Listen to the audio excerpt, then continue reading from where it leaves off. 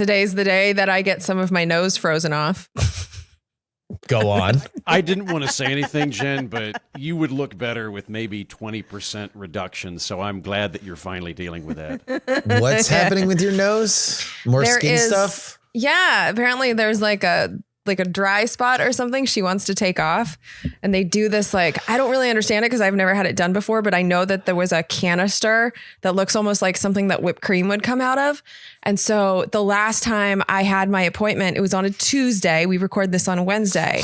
And she comes at me with this can. She's like, I'm just going to freeze this off really quick. And I was like, hold up, lady. Whoa. Like, I'm on camera tomorrow. What are you talking about? You're going to freeze something off my face. And I was like, is this going to make me look weird? And she's like, yeah, for a while. And I'm like, then you're not doing this. Then it's don't. Just, this isn't happening. So I found the first appointment available immediately after the We're Not Wrong recording. But if I come back If with a it's big still bandage visible, on my face. next week, Groucho Marx classes. Well, Tom Merritt said that he had the same thing done. And so he said it wasn't too bad. It was just red for a while. So he's giving me a little bit of hope. But yeah, not looking forward to that. Yeah. Yeah. That sounds fun. Jen, can you have an AI right? avatar next week that comes in and VTube stands it. in for you? Yeah. That's a good idea. I can be Cartoon Jen. The last time I was Cartoon Jen, I ruined my computer. So we should bring her back. You to hide should. my face. Wait, You what happened should. to And also Cartoon AI Jen? always gives you gigantic cans. That's true. Yeah, Yeah. that's true. Yeah, though Cartoon Jen, remember Justin in particular, we like to say it was a fan thing, but it was Justin who kept memeing me when I dumped the water on my computer. So there were a lot of funny. cartoons. That of was me. really funny. I mean, then eventually other people started memeing you, but I was the one that really got the ball rolling. Yeah, that was on my birthday and you were doing it at my birthday party. You're like, Jen, look at this one. Jen, look at this one. I was like, okay, thanks. It was fun. It was very fun. Yeah, at least we got some memes out of my expensive mistake. Mm-hmm. Yeah. Yeah. I mean, the silver lining where when God ruins a laptop, he opens ChatGPT to make memes about it. And now you're God. I always knew you'd have a God complex. Parable. That's just a fun parable that we like to say. If Justin were a god in some Pantreon, what do you call it? Pantheon, what god would he be? If he were like a Greek god or in a multi deity structure. Could be existing god where you're like, I think he's like Loki, or could be he would be the god of X. What do you reckon? I think he'd be the god of the trolls. The troll god? Yeah. Oh, I really like that. Yeah. I believe there's a book but series. That's not how they'd say it, right? They would probably say it like frivolity or bards. something like that. Yeah. You'd have to figure out a nice way to say it. You can't just be like you're just a troll. Spoken like a troll. You have to be nice to me, or I'm going to be mean. Hey, how am I getting attacked? I will enact my vengeance upon thee. I'm here for the bants, man. I'm just here for the laughs. I'm just trying to keep things loose. God of lulz. Yeah. I like that one more. Yeah. Although I don't think that's how like a professor of Greek mythology would describe whoever that. I mean, because you got to imagine that is already a god of some type, right? Of like, what is the Greek god of keeping it loose? Probably Dionysus or Pan. Dionysus, right? Yeah, I could go with Dionysus. You know, Pan is why Satan has horns.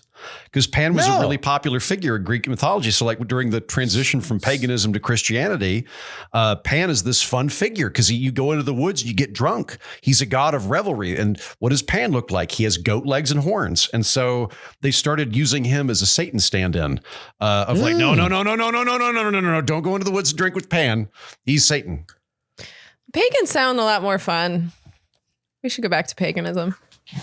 Yeah. I mean, Party didn't with you pagans. get more human sacrifice with paganism?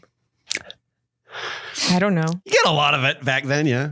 Yeah. I don't think that the Christianity era bads. was exactly peaceful, though. It's a different kind of murder. Yeah. They're more into the mass murder. Sure, but it's not like, oh, the crops aren't growing. let's just kill Throw a few of the kids. Yeah, push someone into the volcano to please the gods. That's rough, dude. Because it wasn't done fairly. You know that it was just the kid that was getting picked on that gets thrown in the volcano. Or the annoying one. Somebody is an ass at work. And so it's like, looks like your daughter's going to have to get slaughtered for the crops to grow. Like where's your stapler? It's in the volcano, bitch. Exactly. Bye. Yeah. It was like the same bullshit that would happen on The Office, except it would end with the child murder. Why would they murder the child? I think they would just murder Dwight. It's fine. Kid's blood's better for sacrifice purposes. This is do we want the crops to grow or not? Jen? Yeah. Jesus. Yeah. What do you want, like half a bucket of kale, or do you want some fucking wheat? Murder the child. Okay, also, fine. We don't have to go back to paganism. Have you guys ever read any Greek mythology? They're all awful. They're horrible. They're all sociopathic rapists. Except for Prometheus. Good dude. What happens to him? He gets chained to a rock forever. Also, nobody talks about the eagle. The fuck did it do? It has to rip out his gizzard every day forever? What did it do? I don't know. Sounds like Justin would fit in great. It does give you an understanding of like where reality television comes from when you read about like the Greek mythology. And it's like, oh yeah, just a bunch of sociopaths that are like backbiting at each other and being selfish and weird. It's like, that's exactly what Bravo is essentially built on actual Greek mythology. I like that theory.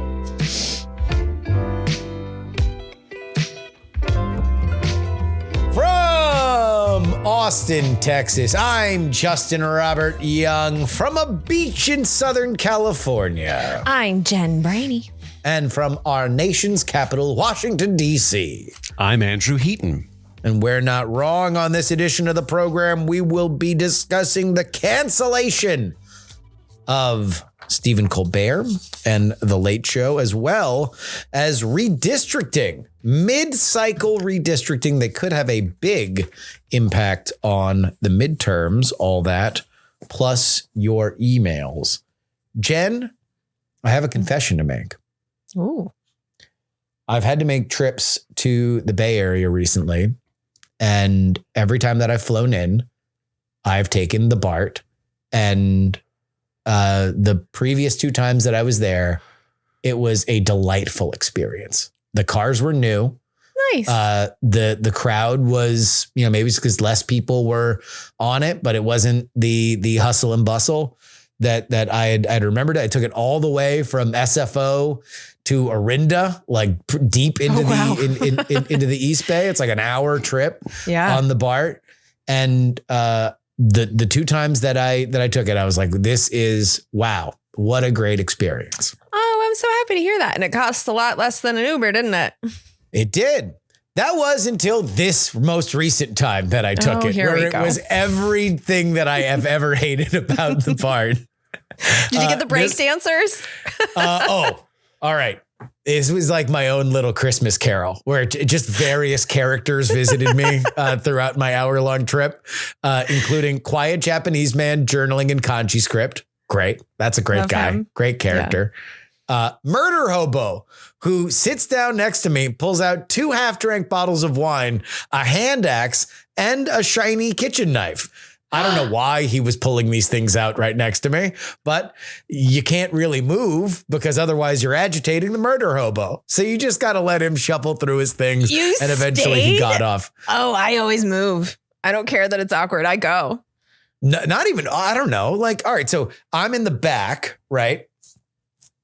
I have my bag and my laptop bag is on my roller bag because I'm coming from SFO. Okay. He's literally across, also in the back row.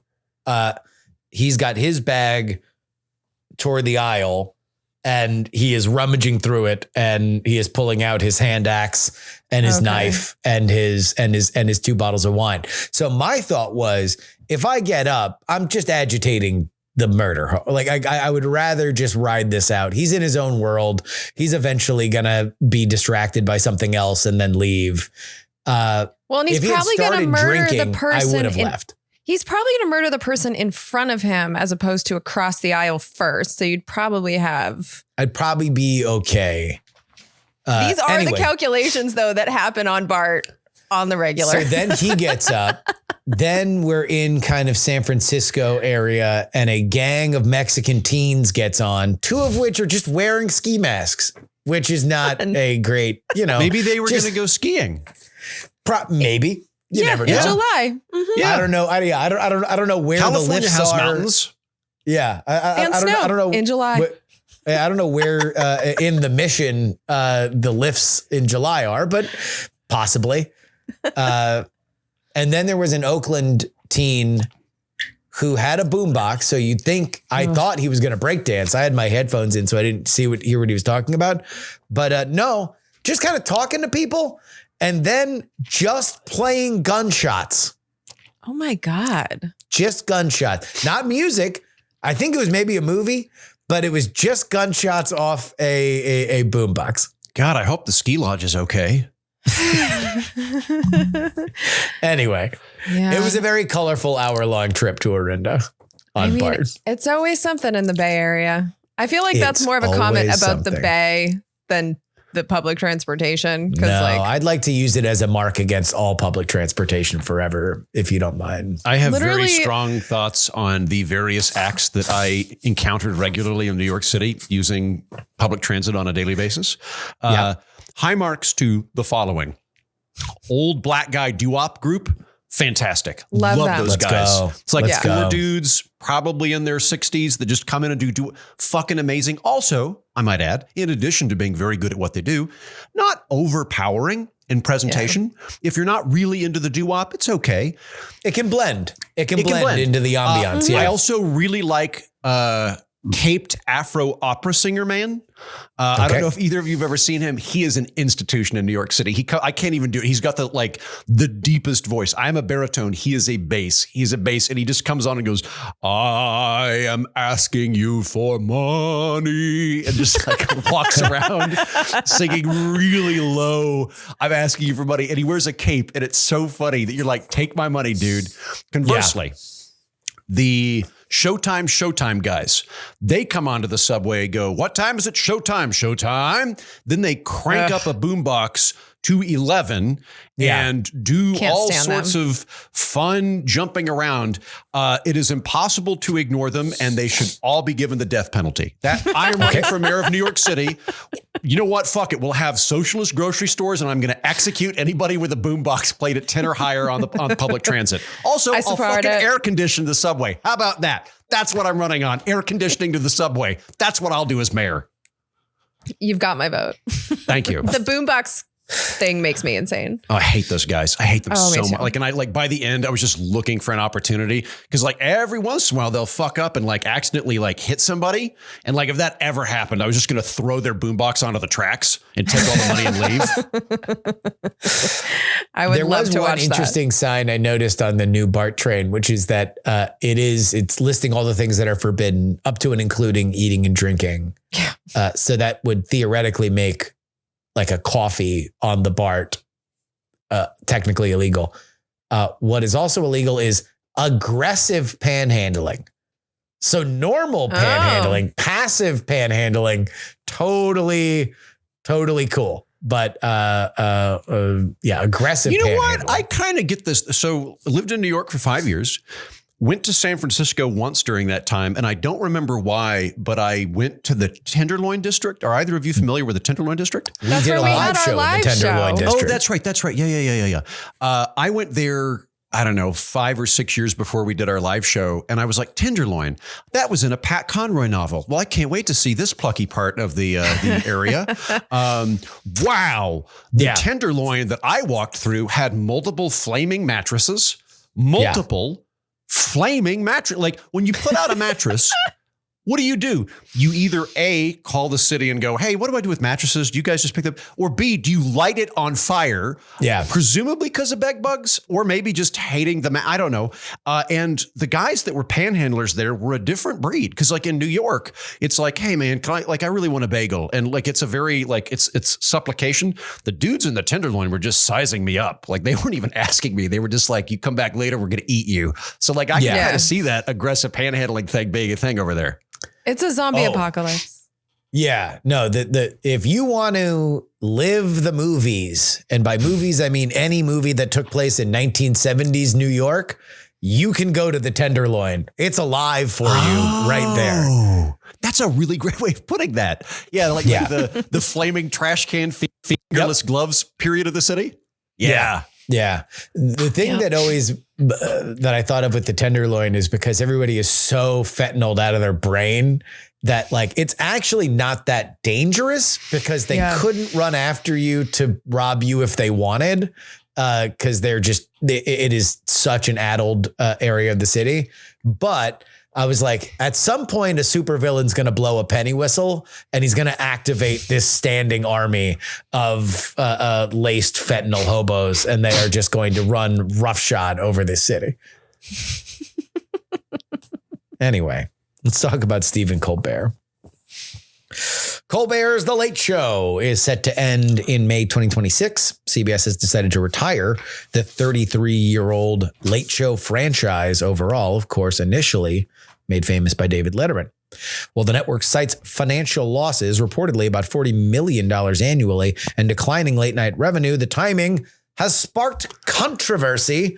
Colbert returned on Monday, teasing that cancel culture's gone too far and took many pointed jabs at President Donald Trump, responding to his congratulatory remarks with "Go F yourself" to enthusiastic applause. He questioned the official financial rationale and hinted at political interference, especially after his recent criticism of Paramount's $16 million settlement with Trump. That was only weeks before CBS's announcement to cancel his shows. Late night peers rallied behind him. Jon Stewart on The Daily Show condemned CBS and Paramount of what he called corporate cowardice and fear of Trump's influence, culminating in a profanity-laced critique. Meanwhile, Jimmy Fallon, Seth Meyers, and others voiced support, stoking debate about the broader future of political satire amid shifting media landscapes. Mr. Andrew Heaton, was Stephen Colbert's show canceled because of politics? No, I don't think so. I think that this is a money issue, and it doesn't bring me any joy because I really like Steve Colbert, although I do kind of like that we now have three things in common. We are both comedians. We're Eskimo brothers. And now we have been canceled on television shows. And so that's great. Like I got something to talk to him about if I ever get the opportunity. I really like Stephen Colbert. I've not met him, but I have multiple friends that know him or have worked with him. Everyone I've ever talked to in the comedy community has glowing things to say about him. He sounds like a truly kind, decent, very fun dude. I might throw out a couple of stories I've heard about him later. So I like the guy. I also think that the Colbert Report was absurdly brilliant political satire when it was on the air. I think he was so funny when he was doing the Colbert Report. I have not been overly enthused with his tenure on The Late Show. I tuned into it when he first jumped over and was excited about it and just kind of went, I think Colbert is very interesting and funny as a character. I don't find him that interesting and funny as Colbert, as a political commentator. I find his takes to be just dad reads the New York Times opinion page and comes to the same conclusion that the New York Times told him. Whereas I don't find that with Jon Stewart. I think Jon Stewart, even though I disagree with him sometimes, is a much more interesting commentator than he is. So I don't think this was ever a particularly good fit for Colbert. That being said, though, I don't think it's really the fact that he has been less funny here or that he was so barbed and political that he got fired. I think it's a numbers game on this. And I get why he would want to make it look like a political operation. I would feel inclined to do the same thing in his stead. That is a much better exit position to have of I lost my job because the president didn't like me. The president of the United States felt threatened by me, and so he came down on the network. That's a much better thing. I don't even think it's really that he's less funny there than he was on the Colbert Report. I think it's just a numbers thing, and he's emblematic of that entire industry. It's not that the Late Show is hemorrhaging money compared to every other property. It's that the Late Show and the Tonight Show and all of the late night comedy shows they've not figured out how to adapt to the streaming world, and it's eaten their lunch. And I was texting a friend of mine that was a late night comedy writer about this yesterday. And he's like, yeah, we never figured it out. It's incredibly expensive to put these shows on. They're very costly, and they're not bringing the revenue back. So with Colbert specifically, you brought up, Justin, that the price tag that we're seeing is that it's losing $40 million a year. $40 million a year is a lot of money. And I think that explains 90 to 98% of everything that's going on with him. In terms of the timing, I think that that's probably a smart play on CBS, where they're in this battle with the president. They're already planning to scrap the Late Show. Why not do it now and look as if they're doing it for Trump in order to gain negotiation with him? Because Trump just hates anybody that doesn't like him, and he is a very transactional guy. And he would probably have some sort of, he'd lay into CBS if they pissed him off, or he'd grease the wheels on merger deals if they didn't. Yeah, I think that's all true. So if I were CBS and I was like, look, we're going to have to cancel this program anyway because it's a net loss to the network.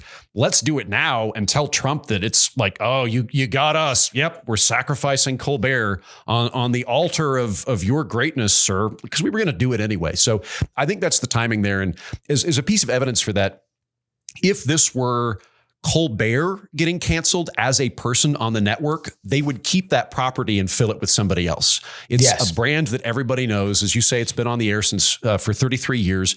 There are plenty of high-level, high-name comedians that they could paradrop into it. They're not. The reason for that is economic, that the numbers just don't add up. So I think that's what's happening. I take no joy in it because I really like Colbert. I do hope, though, that this compels him to go back to what he's truly good at, which is being a character comedian rather than an interviewer.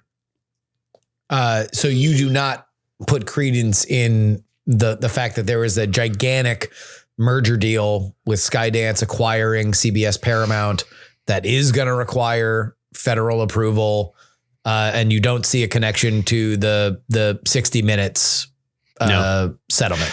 I mean, like, if we're making a pie chart, sure, maybe 10% of why that happened is that, but 90% of it is the $40 million loss. That's the majority. That's the proximate cause. That's the heavy lifting. There might be some peripheral issues around that, but I think if the Late Show were earning $40 million a year rather than losing $40 million a year, this would be very, very different. If that number were flipped and it were a net money maker for CBS, I do not think that you would at all be seeing any of this. Colbert would be protected. They would be coming out for him.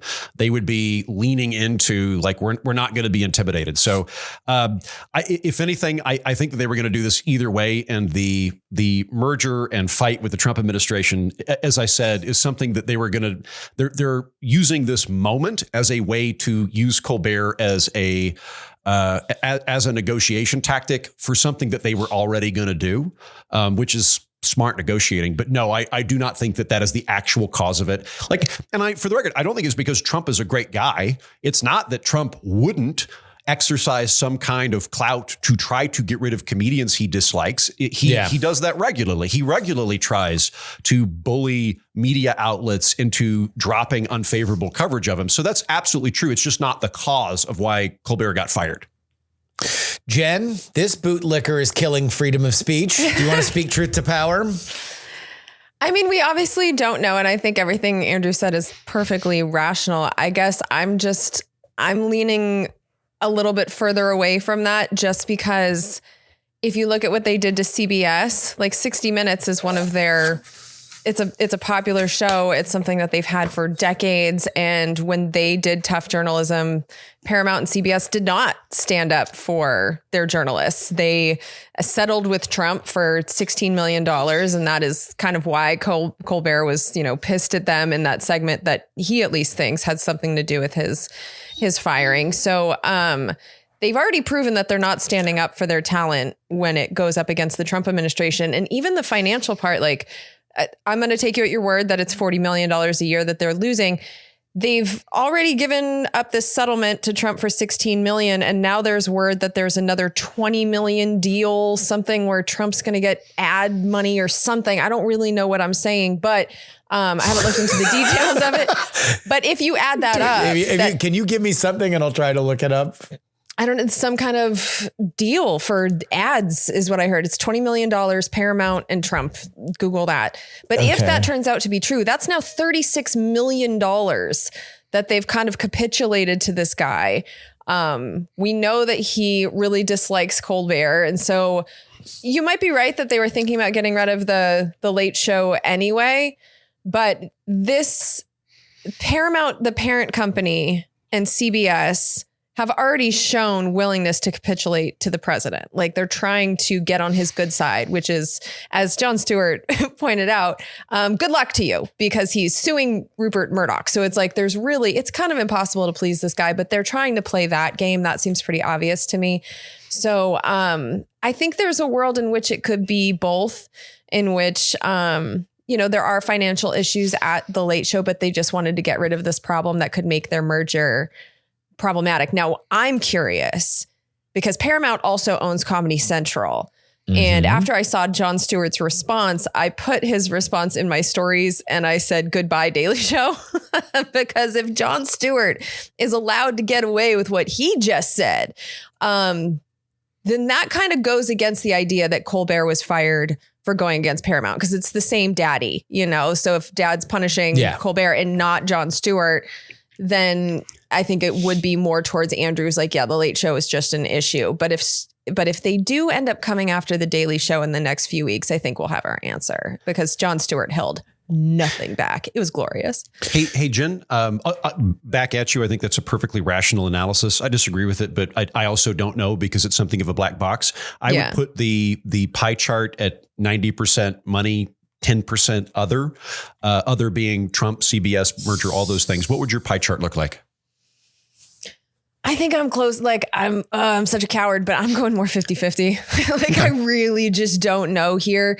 I can see it both ways. Like I said, like, my bellwether on this is now what happens to the Daily Show and Jon Stewart, because Jon Stewart didn't mince words and he was saying the same stuff that Colbert was, and then did a song in which he told Paramount to go fuck themselves. So this is truly groundbreaking, because this is, to my knowledge, the first time the Daily Show's come out against Donald Trump. I mean, the previous 8 years, I feel like they've been very neutral and even handed. I can never tell whether the Daily Show, that's why I don't really buy that this is political. There have been plenty of political satire outlets that have been very anti-Trump that have not been fired, like everyone on the Daily Show every day of the last. Anti-Trump is different than directly attacking the decisions of the parent company. Because I don't think it's the Trump stuff that got Colbert in trouble. I think it was when Colbert was saying Paramount caved to this guy. Paramount made a bad decision by not standing up for CBS. Like, it's when they attacked Paramount. And what Stewart just did was also go after Paramount, telling them to sack the fuck up and go fuck yourselves and all those things. So it's like, I don't think this is actually about Trump. I think it's about the parent company. Well, certainly if you are running a franchise that, and I think that there is compelling reporting. Matt Bellany, who is one of the preeminent entertainment reporters, he said that sourcing on both sides of the aisle, both the studio side and the Late Show side, suggests that it is somewhere at the bare minimum of $40 million lost annually. That the studio says it's higher, but everybody agrees it is certainly tens of millions of dollars, which is, more importantly, beyond the realm of like, hey, Steve, he makes 15 million. Could you take a pay cut so you could save, or can we get rid of the band, or can we go down to 3 episodes? He makes 15 million. Okay. 15 million a year. Yeah. So it's He's like doing better than me. But it's, But it's like when it's at 40 million, there's no like, figuring the budget out. Like that is a gigantic also, rushing hole of money. Like we are in a different period. Like you go back to back during my time, during Johnny Carson, because I came up in the 60s, 70s, Carson would get like a 16 to 20 million person viewing. Yeah. Like 16 to 20 million. And that was when the population of our country was half as large.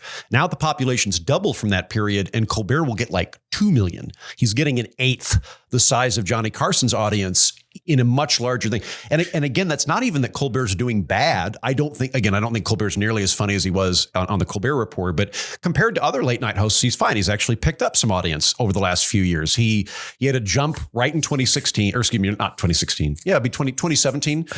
He had a jump when he came on. The Trump thing helped him, and he's picked up a little bit. He pivoted hard into the clapter era. Yes, of late night. Fucking did, but previously. Like Fallon was the leader in late night. Fallon was a very apolitical show. Fallon remained fairly apolitical. And Colbert, who was floundering in replacing David Letterman, went hard into resist lib clapter. Dad reads the New York Times and parrots it back. Yes, he did. And it worked for the record, or in the sense it worked that he did pick up audience share. So it's not that compared to the other he's not doing bad compared to the other shows. Like he's picking up seats, but he is the leading in raw audience. Yes, but the industry itself is dying. Like one of my friends, unrelated to this, is a producer at CBS, and I was talking to her a few days ago, and she's like, "Yeah, the model's dying. We don't know what to do." And I'm like, "Yeah, that sounds right to me." Like I worked in television for a while, and I know I've mentioned this on the program before, but when I first started working at News Corp, week one, this is before we started shooting, I'm hanging out in the control room with one of the random vice presidents. He's been there since like 1998, and I'm just making conversation, and I'm like, "Wow, you've been here since 98. Like, what's changed since you came in?" Unbidden, he goes, if they ever unbundle cable, we're fucked. That's out of nowhere what he said. And I was like, what? And he's like, we are fucked if they unbundle cable. And I was like, odd that you would mention that. And that's what's starting to happen. And we also have streaming services, and just like audience share is probably never going to be a monolithic cultural phenomenon again. We have a thing now where, because there are a billion different streaming services, and there are now we have like micro celebrities where you can be on TikTok and have 80,000 followers. Like it's a different landscape, and it's difficult in that world to be able to sustain that old late night model. And I think that's what's going on. Otherwise they would have paradropped somebody in. They would have kicked Colbert out and said, we blah, blah, blah, blah, blah, blah, blah, blah, blah. That's why we're dropping in, I don't know, Wolf or somebody. And they're not. Yeah. By the way, Jen, apparently for the record though, if you're listening, CBS, Colbert's doing it for 15 million. I'll do it for 500,000. Jesus. All right. That's severely discounted. Jesus Christ. Okay. 500,000. That is a fireside sale. And like proportionally, I do think I'm okay. If he's $15 million, I'd say I'm like 25% as funny as Colbert. 25%. I should be making like 5 million. I'm not even doing 500,000. Right. Like objectively, that's a good deal. I wish I could. And he cut has your a mic. band full of automaton players. What's that? Yeah, there we go. Yeah. So, and they'll probably Jen, do it this cheap. was apparently a Trump Truth Social thing that said that $20 million additionally to the 16 million was going to come in for advertisement. Okay. So I got had by Trump. Damn it. We don't know whether or not it's true. Who knows? This is my take.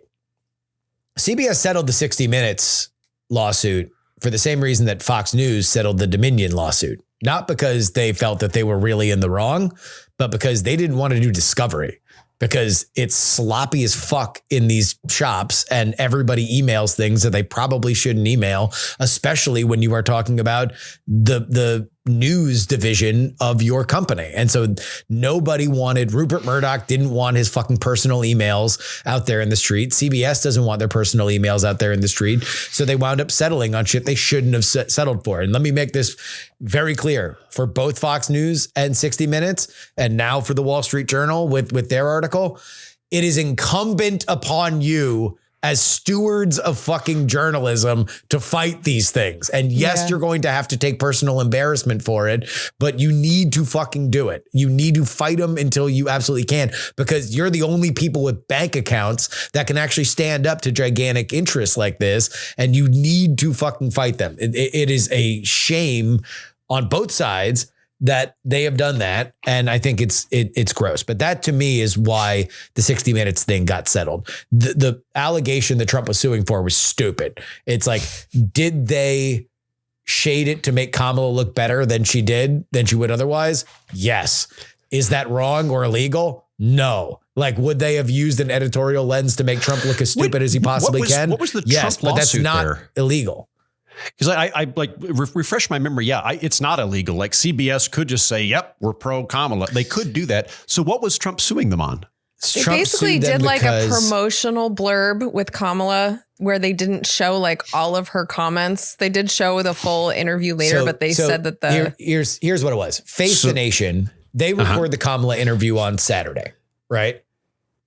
Face the Nation gets the raw tape and they run a clip of it to promo the big Kamala interview is going to happen on 60 Minutes later that day, right?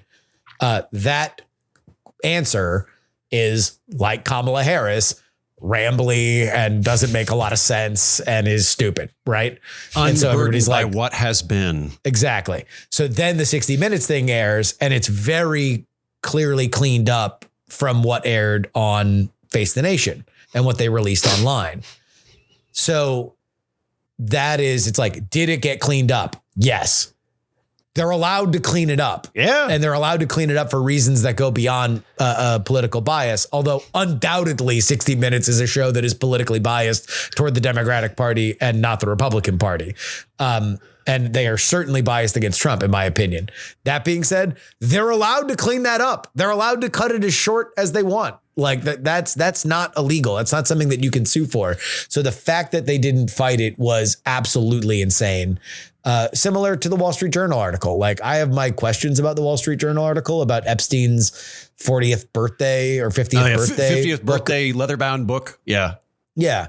Number one, if there's one thing that we have all had to be subjected to for the last decade, is Donald Trump's writing style. I don't believe that he wrote any of the weird abstract poetry that, he assigned his name under in that book.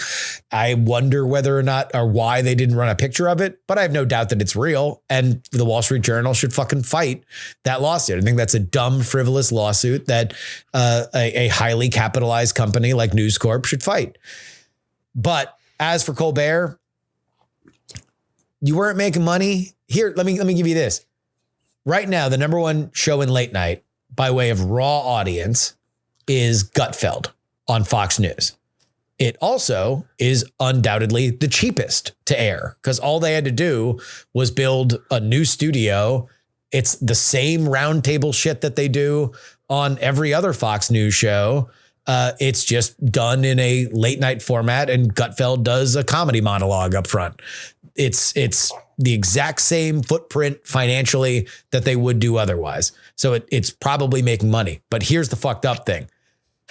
Fox News has a younger demographic in late night than Stephen Colbert does on CBS. It's like 100,000 more people in the demo, 25 to 45, are watching, or 18 to 45, are watching Gutfeld than they were The Late Show. And so that's what determines what your ad rate is on how much you can capitalize on the show. So yes, Stephen Colbert had more of an audience on broadcast, but he had less in the demo than Fox News, which is one of the oldest audiences that you could possibly get. So he had an exceptionally old audience. It was losing money. And also it's just kind of the first domino to fall, probably because it's the first of the major networks that's going through a huge acquisition. And so now, in the same way that when you sell your house, you got to clean up everything and make sure all the stuff that you put off fixing is fixed.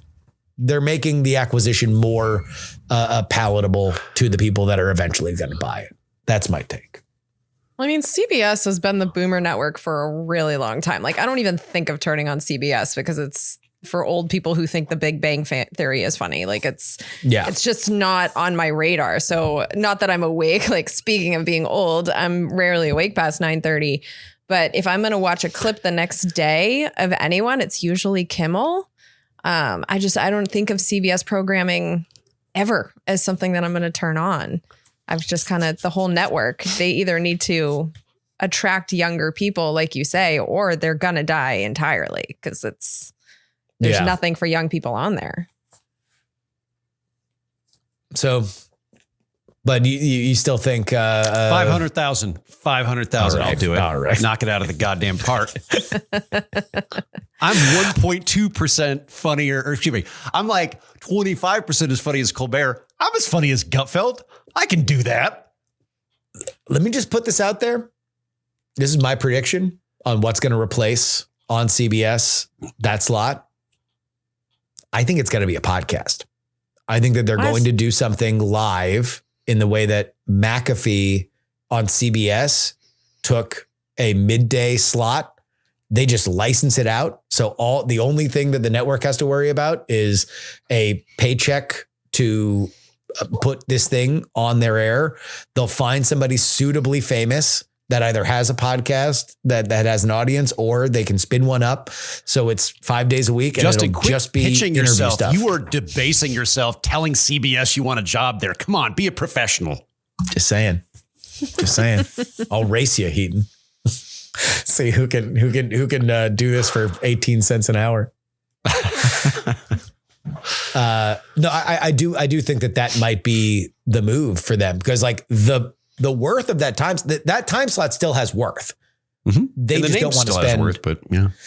By the way, another element of this. I think it only has worth because it did back in the 1980s. Like, people are going to bed. I think the whole idea of like a late show that you have to stay up for when we do have on-demand programming, I think the whole idea has kind of had its time. Yeah, but celebrities still show up there. Like, it's still a thing that is like in an ever fracturing world of entertainment options. It's one of them, but it might not be the king, but it's a warlord. It's a powerful, even if you diminish it in status, it still matters on some level. Like, if they offered us the 11:30 slot and our deal was we had to do it 4 days a week and we would get paid 9-10 times what we make right now, would you do it or not? We'd make $3,000.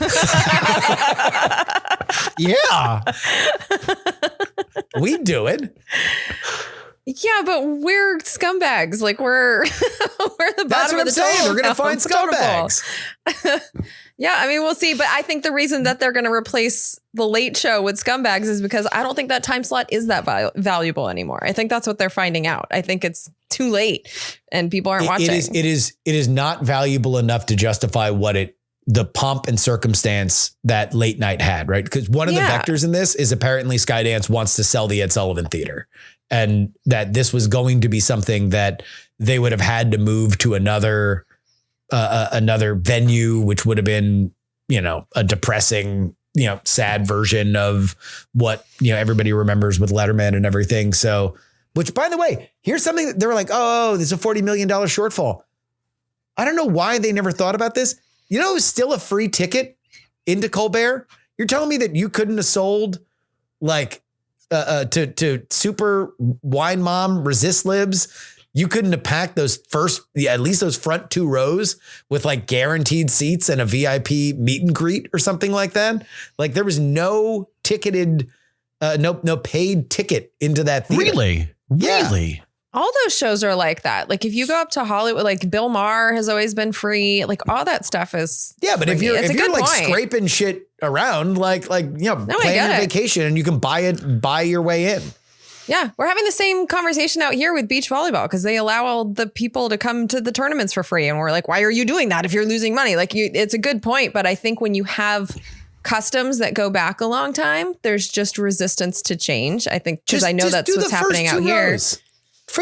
You'll be able to buy to get closer. Like that's first the way to do class it. for Colbert. Yes. I mean, that's their audience. Old boomers. What do old boomers have? Money. True. Speaking of money, Patreon.com/we're not wrong. That's where you need to go if you want to support us and the $500 that we get. On this edition of our Patreon episode, we're going to be talking about Russiagate Revisited. Tulsi Gabbard says President Obama is guilty of treason. Treason, she says. Do we believe it? We'll find out. Patreon.com/we're not wrong. A bonus episode each and every week. All right. I have to tap out. I drank too much water. I need to use the bathroom. He does this a lot lately. Man. I wish I had to go to the bathroom during the day rather than when I'm trying to sleep. That's my thing. It's just, I just now, I'm old. Yeah. But I've been this way for a decade. This started like at 30, started like waking up to use the bathroom. So I don't know. What time do you stop drinking water at night? I don't know. Like for a while I was trying to ration, like I was trying to stop at like 8 and it just didn't make any difference. So I've gone fuck. Really the only thing I find that actually alters the equation is if I eat something really salty before I go to sleep. It'll, I guess like give me, what do you call it? Water weight or something. So like if I eat like ramen noodles, that'll help. Oh, interesting. Before Justin gets back, can I just rant about how shitty adult nightmares are? They're so like, as a child, your nightmares are at least entertaining. They're terrifying. Like you get kidnapped. There are monsters. All of my nightmares as an adult are like, I forgot to pay the gas bill. That's all of my fucking nightmares. They're all low level anxiety. I had a nightmare last night where I forgot to wear clothes when I was grocery shopping. And it wasn't illegal, but it was slightly embarrassing. So I kept doing it. And it was just like constant low level anxiety. Didn't care for that. I feel like we can unpack that. It was, can I just like, how boring? It's me doing chores. That's my nightmare. Me doing chores where it's socially awkward. I would love to be kidnapped. About once a year, I get a zombie dream. I usually die. Those are the fucking tits. I love zombie nightmares. That's like living in a film. More zombie nightmares, please. Fewer grocery shopping, low-level anxiety nightmares. Thanks, subconscious. Thank you for your attention to this matter. When I have the scary ones, I accidentally hit Abby. Because I'll wake up and like jerk and I'll like hit the little dog. Oh, yeah. So, yeah, kind of. Because she sleeps right next to my left hand and I'll just like boom and like hit the little thing. So yeah, she hates my nightmares more than I do. I'm sorry you're having nightmares though about your peeing in the wild. No, it's just like the other recurring. Okay, again, I get about one zombie dream a year. Those are fucking amazing. I love those. Okay. And I like zombies chase me and I get eaten and shit. They're great. Yeah. But I also we'll leave this in. Leave all this in. I have this recurring nightmare where you guys probably have something similar, right? I get a nightmare where Deer Creek Public Schools calls me and goes, "Hi, Mr. Heaton, your algebra credit from 2002 is invalid. You have to come back to high school and do algebra or you will not get a high school degree." I'm always petrified and I'm like, oh no, I have to drop everything. In real life, that would be amazing. One, I would love it if I could tell you all I'm a high school dropout. I think that would be pretty funny. It would give me some street cred. More importantly, I would fucking love to Billy Madison that shit for 2 months. I was going to say, great. I mean, I feel like I could be your Norm Macdonald sidekick. Right. This would be amazing. Right. And like, now I know how to do it. So like Devin's pushing me around and I'm like, shut up, future serial killer. Then everybody claps. Oh my God. It'd be great. I'll go back tomorrow. Surprise, surprise that the guy that used to hang out on Epstein's Island wants to go back to high school. No one's ever they've been on Epstein's Island. That's all been theoretical, Jen. It's all been hypothetical. There's no paper trail. The fact that I gave him a happy birthday note in that book says nothing, okay? It just says, happy birthday, wink, wink, okay? What? You don't know what the wink's about. But what do we make about you signing Andrew in the pubic hair? Yeah. I thought it was funny. It was all for a laugh. God. I didn't even know who he was at the time. I just like, we were on a listserv back in the day. Yeah. By the way, I have not had those nightmares in a very long time because I'm 43. I don't think about school ever. Justin, do you still think of school ever in your dreams? No, I would say I would never have dreams where I was present and I was told that a thing in the past hadn't happened. I would have dreams where I was a college student again. And it was mostly like, there's a final due for a class that I never went to. Like I didn't know I was enrolled in this class and now I have a final for it. Like those were the dreams that I had. Yeah. I guess I have those, but it's more congressional dish based. Like, oh, I was supposed to publish that and didn't. And it's like school never happened in my brain. Not nightmares. I'll just have dreams where I work on the show. Like I'll just be like, oh yeah, I could call Scott Klug. He's a good dude. Let's see here. We'll talk about, and I'll just do the fucking show. And then I'll wake up and be like, well, time to work on the show. Yeah. Thanks, like subconscious. my dreams last night were about student loans. So yeah, it's Do you still have student loans? No, but I read the part of the big, beautiful bill that makes it much more expensive for a lot of students to get graduate and professional degrees. So it was on. Well, do you think it'll discourage people from getting them, or is it harder to clear the debt? Well, so they're capping how much you can get from the federal government. So I think it's going to push more people into private loans, which generally have first of all, they're tougher to get forgiven if it's even possible, higher interest rates. They're pushing more students into the private sector is what they're doing. So that's what I was reading about. Gotcha. Well, hopefully it'll make people think twice about getting useless fucking degrees.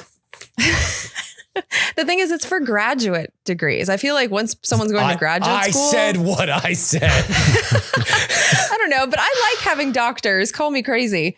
So it's, I think the doctors are the ones worrying about the student loans. Yeah. No, they're not the ones I'm worried about. No, they are. I talked to a friend of mine yesterday who like helps people get into medical school, and he's dealing with the students being like, how am I going to afford it? I'm talking about a doctorate in medicine is not a useless degree. There are plenty of useless doctorates and there are plenty of useless graduate degrees. True, but the caps apply to all of them. So sure. Yeah. That's the problem. I said, I hope people think twice about getting the useless ones.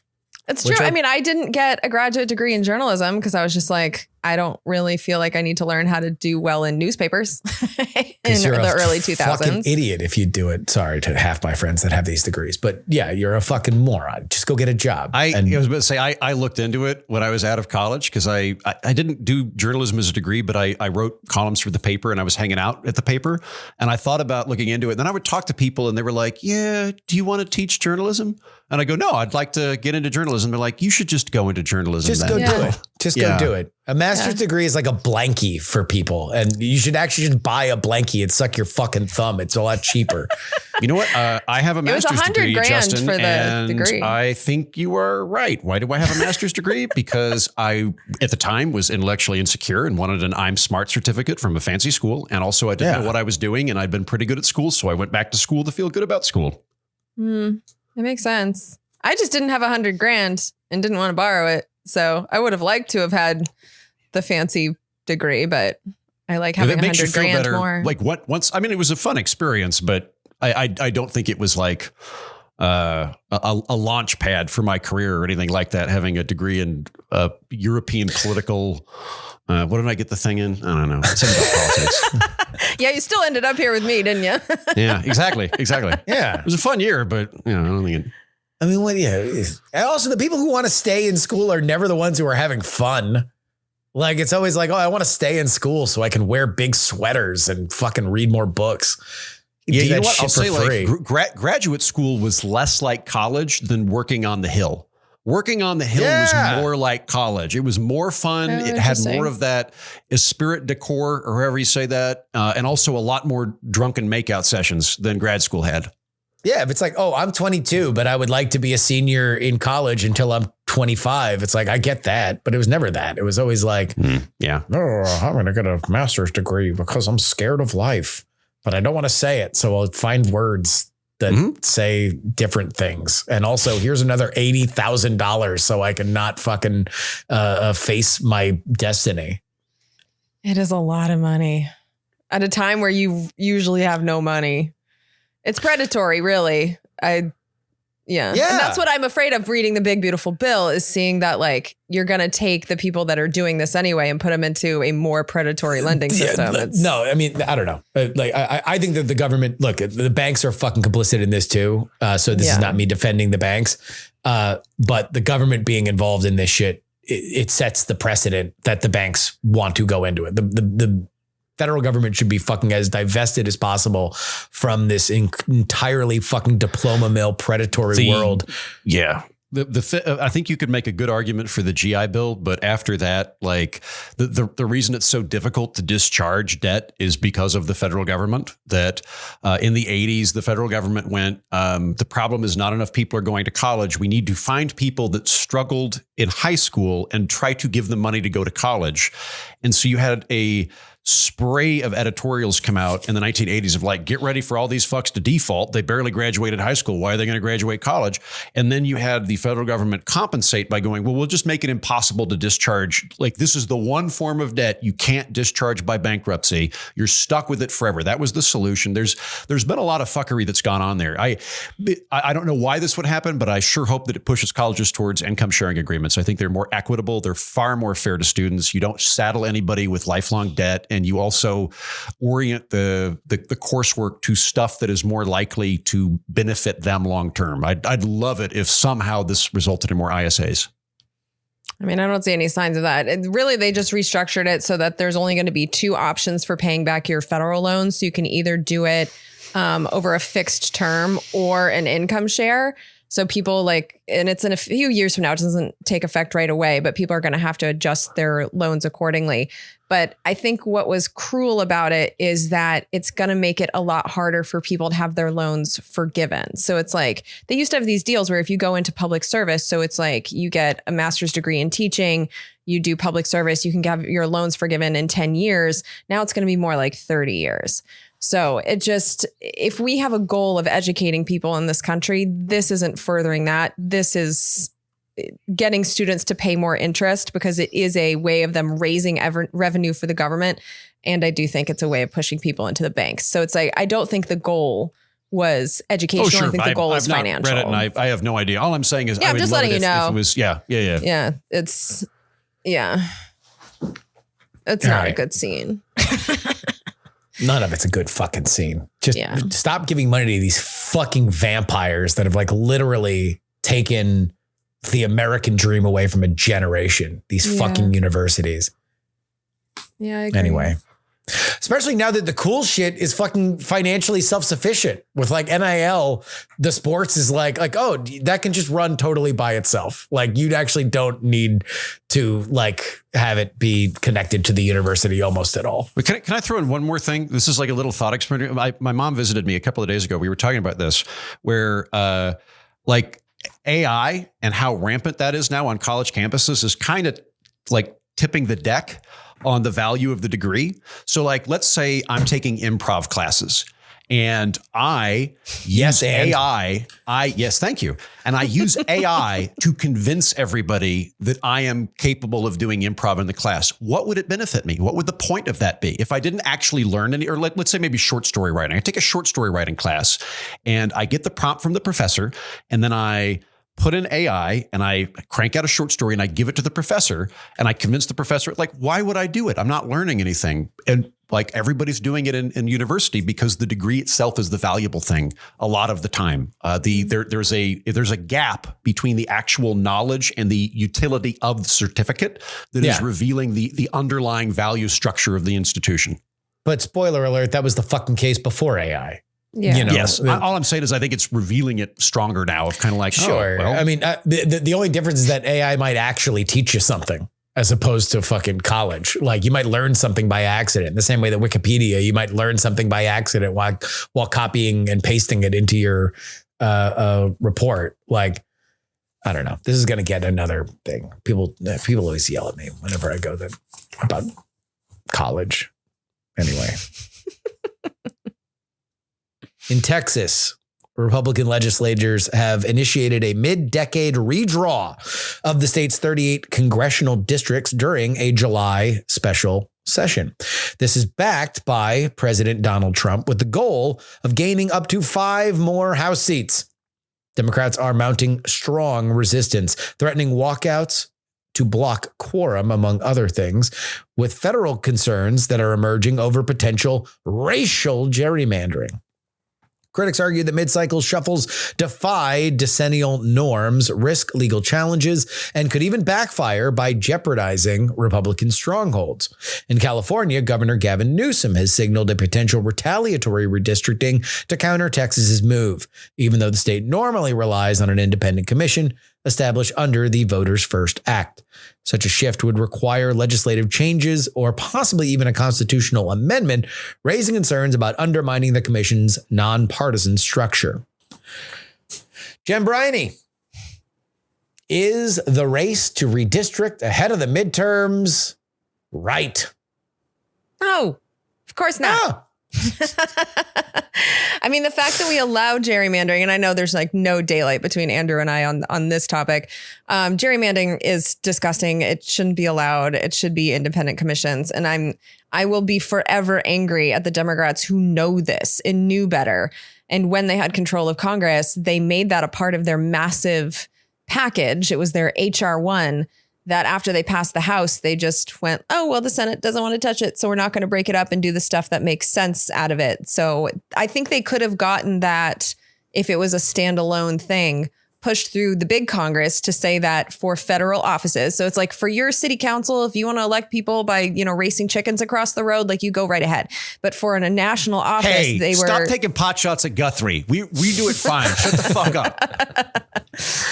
But like, having every state be able to determine on their own how they elect people to the House of Representatives, this is the bullshit that happens where different states are doing things that are just like wrong. And so surprise, surprise, Texas, which is being controlled by extremely partisan Republicans, is trying to give Trump 5 seats. Trump is openly saying, we want you to do this to give us 5 more seats. In the paperwork, they're saying, well, these districts that just all happen to be Democratic have been racially gerrymandered. And so that's the reason that we need to redo them. That's because that's the only legal reason they can do it. So they're setting up for, the lawsuits to come. But Trump is just saying, because he's mask off, that he wants 5 seats. And one of the seats, surprise, surprise, is Al Green's seat, which is the guy who's trying to already impeach him. He's that old man with the cane that got up at the State of the Union and got himself kicked out. Like, he's a silly person, but it's not surprising that his seat is one of the ones that is going to disappear if Trump gets his way. So this is clearly cheating. When it comes to Gavin, I do know that when California passed the bill that basically changed the state constitution to do independent redistricting, he was a supporter of that. He actually thinks independent redistricting should be the national, way that it is. But I listened to a podcast where he was talking about this, and he said, and this is almost a quote, but he said, if these guys are going to rig 2026, I can't just sit back and watch, can I? And I think this is one of the problems with the Democrats is that they can't credibly say that they are better when the Republicans do something terrible. And then they're like, well, we have to do the same thing. We have to race to the bottom as hard. Yeah. Or else we unilaterally disarm. That's what they always say. Like, that is their talking point.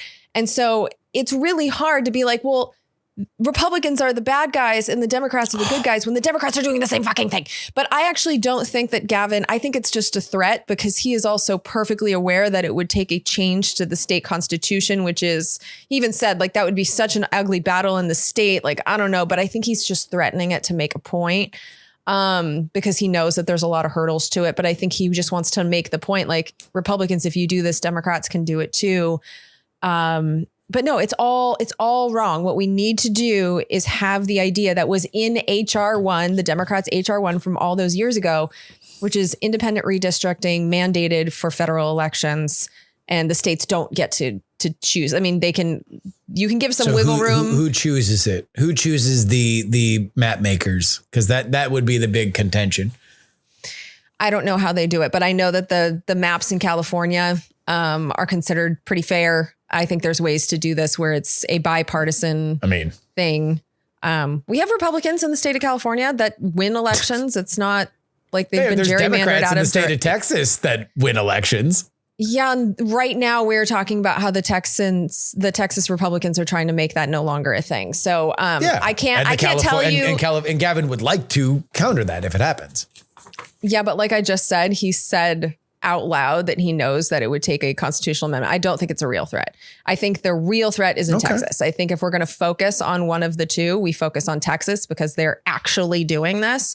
I would agree. But I think the Democrats stepping in there and be like, we can do it too. It just makes them a part of the story when they don't have to be a part of the story. I think that if you ask Republicans, they would not say that the California map is drawn fair. But I don't think that that's necessarily a crazy thing to say, that in one party states, the party that is in power tends to have a more favorable map drawn for them. Hey, so former Texan here, and I guess former Californian, California's got a better electoral system than Texas does. Like it is more fair. I'm not saying it's perfect, but the two things that California has going for it is they have jungle primaries, which is better. If you're going to have first past the polls and you're only going to have two candidates, you're going to get a better representation of the electorate when you do that. For anybody unfamiliar with this, what I mean is in California, you have the top two candidates in a district run as opposed to the top two parties. And that means that if you're in a district that is just Republican or just Democrat, you're selecting between two Democrats or two Republicans. But it does mean you actually get to vote as opposed to having a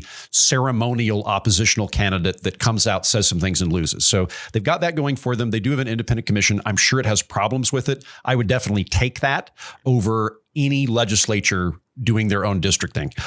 Texas is a fascinating place. Texas is a place that historically just doesn't have minority governments. It is a one-party state for all of its history. It is a one-party, backroom, smoky deal Democratic state until it flips the switch in the 90s and becomes a Republican state. The biggest offenders of gerrymandering are mathematically kind of objectively observable. You look at a state that has a tremendous amount of representatives coming out of it that has a disproportionate vote compared to that. So like, for example, Illinois has, let me look this up. Illinois has 17 Democrats and 3 Republicans, but Republicans got 40% of the vote. North Carolina is the most offending state for Republicans. Republicans have gerrymandered the shit out of North Carolina. And it's like there's no daylight on this between Jen and I. Like in a democracy, the voters choose their representatives. Gerrymandering inverts that model and allows representatives to choose their voters. It is an abhorrent process. It's not something that Texas should be doing. And California definitely shouldn't respond by doing the same thing. I also find it just gross that Gavin Newsom would respond by basically going like, look, my first loyalty is the Democratic Party. My second loyalty is to being the governor of California. Like that is, I California speak for the Democrats rather than we are an objective government. We're not even going to pretend. There's plenty. He should have that in Latin tattooed on his face. Yeah. There's plenty of bile to have out here. And I'll add too, because like this is something that comes up perennially in American politics. The Republicans and Democrats are both shitty about this. The Republicans have been better at gerrymandering for the last 20 years. I don't think it's because the Democrats are particularly better people in regards to this. I don't think it's a Republican or Democrat thing. Politicians just don't want to have competitive elections. Politicians in general want to have, in America, we want to have competitive elections. I'm saying this as a politician. We want to have competitive elections +5 for my team. Like we want it to work, but just put the thumb on the scale a little bit to us. And generally speaking, they don't want to have competitive elections. What the Republicans and Democratic parties want to do is they want to have an in-house election for a guaranteed seat. They want to have it where the district is made so that Democrats or Republicans are unquestionably going to win this, and we get to work out who our representative is in the primary, and then we go on. And it's a problem. Independent commissions are a good way to deal with it. Another way you can deal with it is, I wouldn't do this for every state, but for some states, just have at-large districts. There's no constitutional prohibition for doing this. Vermont, Oklahoma, New Hampshire, I'd say would all be places where you could just have at-large districts rather than geographically doing them. You literally could not gerrymander an at-large district. It would be impossible because it is for the entirety of the district. I think the only, I'm not even going to say pushback, just doing devil's advocate for a moment. There is a philosophical charge to say that the union is a compact of states and that the states themselves are opting in and therefore they get to determine the method by which they send up their representatives. But given the rank, rife, and historical misuse of districting power, I don't have any time for that. I would have voted for the gerrymandering bill had it come up, and I would love for somebody to actually fucking put some weight behind that. And it is an abhorrent practice, and it really takes a lot of the validity out of our elections when they do this.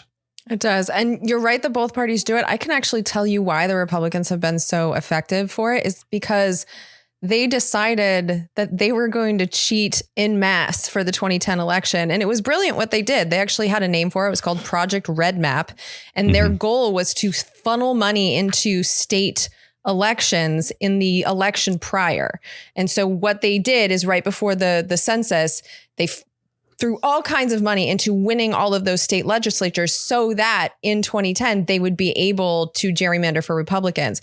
And so they were very strategic about it with the goal of getting the power to redistrict. And they did so after the 2010 census. And now, I mean, the Republicans, they do kind of have an unfair advantage in the House of Representatives and have had that for the last 15 years. So they were just more coordinated about it. They're more mask off about their cheating. The Democrats like to pretend that like, oh, our districts are like, they like to pretend they're not doing it. Illinois is pretty fucking gerrymandered. Like, I think it's changed. Clear. When I was in the House, when I worked in the House, like you'd go to these various congressional offices and a lot of the time they have their map and you're like, your map looks like a squid fucking a Lego on a skateboard. How the hell did that like... What?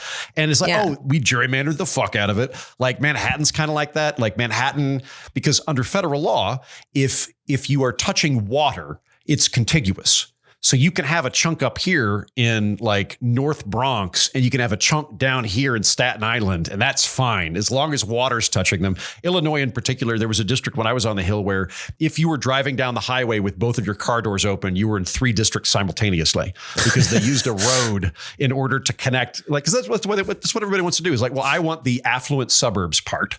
Or you get like one of the things that came up in this Texas case that Trump, I think, is trying to goad into a Supreme Court case is minority majority districts, which like is sort of like proactive gerrymandering. It's sort of an artifact of the civil rights era where there was a concern that because black voters were getting disenfranchised, that states would have to make black districts to ensure that they had adequate racial representation. It is gerrymandering. It's gerrymandering with a racial point as opposed to a partisan point, and it ends up being pro-Democrat.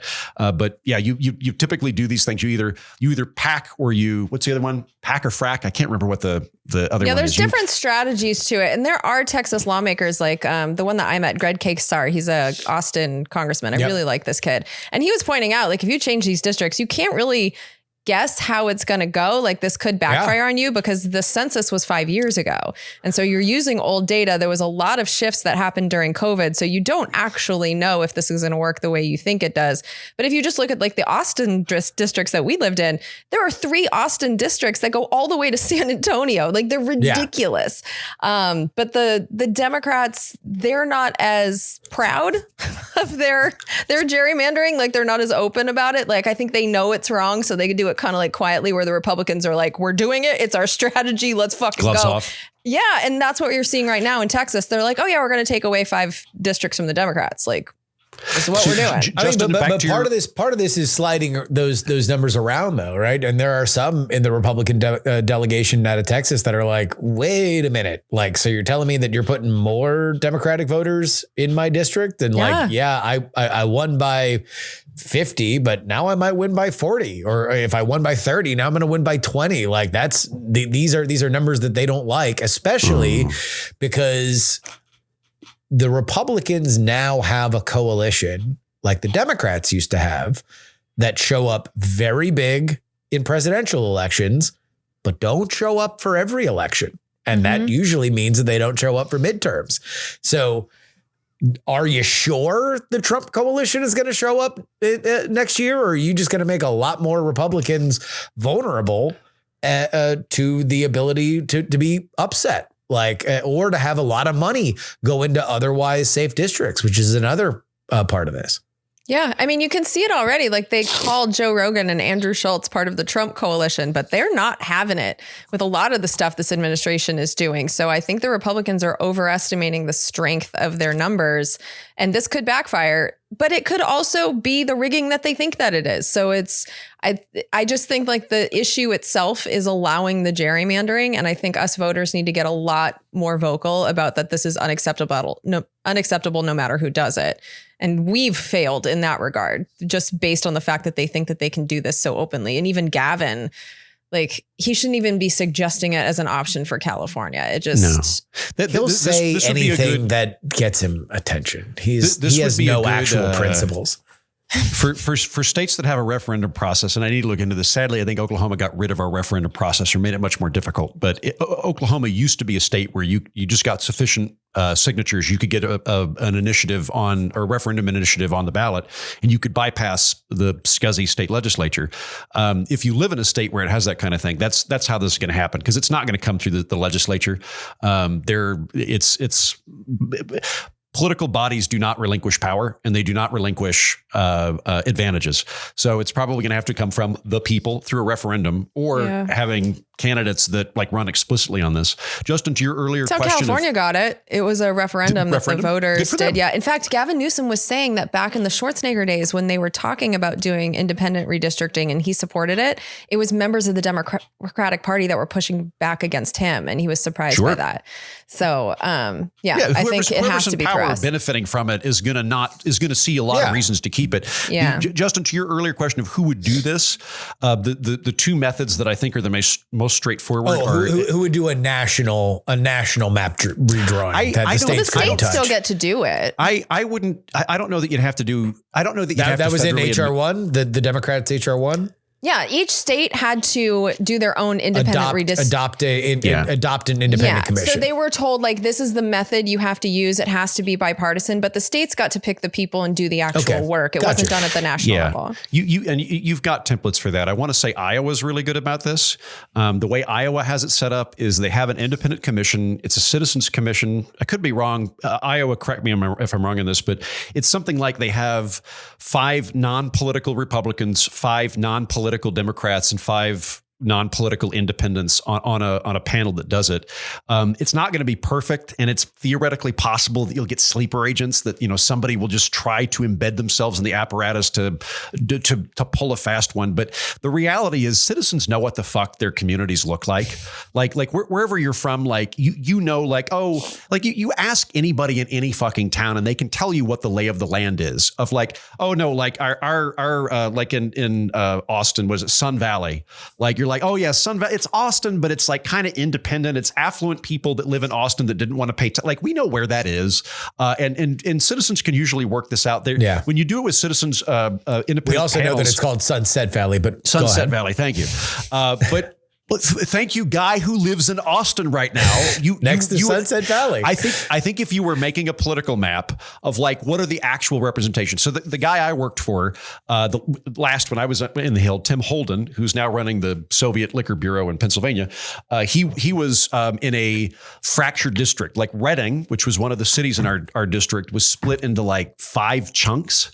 So a city, which is a fairly cohesive political unit that has a sense of identity and a sense of incorporated identity, got split into like 4 or 5 pieces because the Republican legislature in Pennsylvania didn't want Reading to actually have any electoral clout. Citizens usually know that.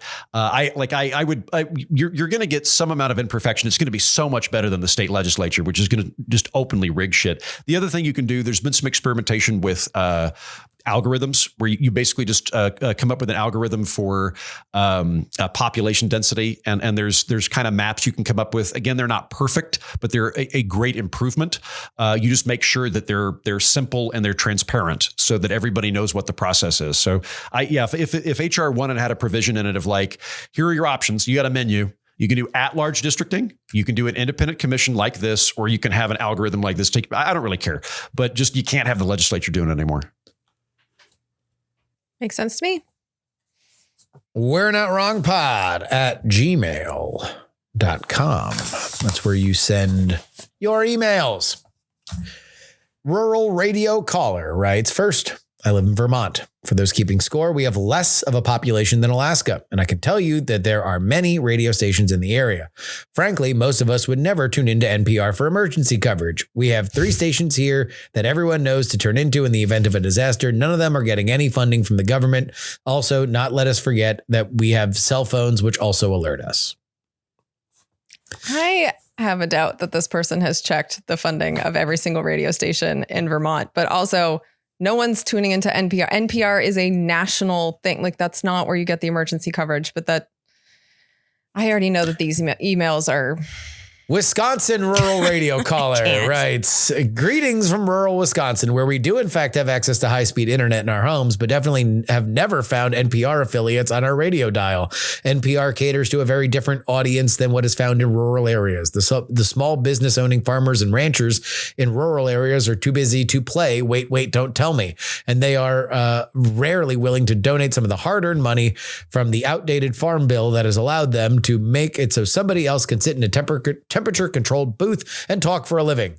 While there are no NPR stations to be found, we can still find a whole host of iHeart stations, and small local media companies still exist here on our dial to broadcast local affairs. While I'm sure that the radio host in Alaska Jen mentioned does fill some needs, I bet that their personal interests are in pulling a paycheck, biasing their assessment of local dependence. I mean, do you people get that I wasn't saying that radio would cease to exist? Like, I yes, you have other radio stations. I understand. But wait, West Virginia rural radio caller writes, I live in West Virginia and I get all my state news from NPR. I have internet, but most of my family in the central part of the state do not, although Starlink is starting to fill the gap. Starlink is something you have to pay for, but yeah. A rock and a hard place from viewers like you writes, NPR's funding model seems to have hit a bind. On one hand, the obviously biased coverage makes it harder to justify public tax dollars. But on the other, they need donations from their diehard resistance lib base, so they can't alienate that audience. I'm not necessarily against public or community-based news, but the current version can be pretty insufferable. Again, I'm going to go out on a limb here. NPR and the public radio stations are not the same thing. I'm going to go out on a limb. Well, but NPR did get federally defunded in the bill that we were discussing last week, and they got what, by 1%? Way of the Corporation for Public Broadcasting. Yeah, they got 1% direct federal funding, which is what NPR brings up when they're accused of getting too much funding. But they get about 15% indirectly through member station subscription fees to their content. I think NPR is going to come out on top of this. And I think PBS will probably come out on top of this too. The reason that I say this is now they are capable of going to their listeners and going, oh, we don't get any public funding. Like, we rely entirely on you. I think that will actually be motivating for people. And I suspect that they will have more funding over the next couple of years than they previously had. I think this stands to be an actual good experience for them. On the political orphanage, I don't do ads. I'd pick up a little bit of money. I don't have a large enough audience that it would bring in very much money. It would be a fraction of my budget. I don't do it because I do not want to give anybody the idea that that's how the show is funded. I want everybody to know it's funded explicitly through sponsorship of patrons. And I think NPR and PBS might end up having the same experience. Weather Radio writes, the fact that I'm listening to an ignorant co-host defend broadcast media for tornado warnings when everyone who depends on this actual data knows to use weather radio, unlike the broadcast media she's defending. A weather radio is targeted to your area. It uses radio waves and goes off in the middle of the night to alert you to actual danger, and it's a much better solution. First of all, I'm not ignorant. And on this show, we don't talk to each other like that. So you don't get to talk to me like that. And I am still going to answer this because I think Justin put this in there because you bring up the point that weather radios exist, which I'm aware of. But weather radios and public radio stations are not the same thing. And I never said that public radio stations are the only way to get a weather report. But it is one service that they provide out of many services. Having public radio stations, which, like I said, one thing they do is give you weather reports. people have radios just installed in their cars. You don't have to pay the extra $30 to $40 that you have to pay to get weather radios in the places that they're not provided to the public for free. Like I know Oklahoma has ways for you to get weather radios for free, but that's not the case everywhere in the country. It is a separate piece of hardware. So a lot of people have radios that don't have weather radios. And also weather radios don't cover city council meetings and school board meetings and state legislature actions, or provide local news stories or stories about local history, or highlight the work of local musicians or artists. Like public radio stations do a lot more things than weather. It was just one thing that they do. But once again, don't call me names if you want your email read in the future. Which Pocketbook writes, I really like Jen's point on the need for funding local reporting, but should that be a state or a local level expense rather than a federal one? Public either way.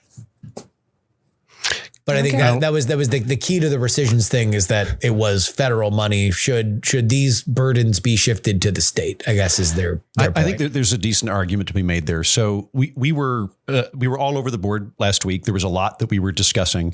Having had some time to reflect on it, I think we were really talking about 3 to 4 different operations in the rescissions bill that were cut. There was publicly funded national content that would be like NPR and PBS. That's one category, which you actually didn't talk that much about, although that's where the bulk of the funding goes to. There's emergency services we talked a little bit about.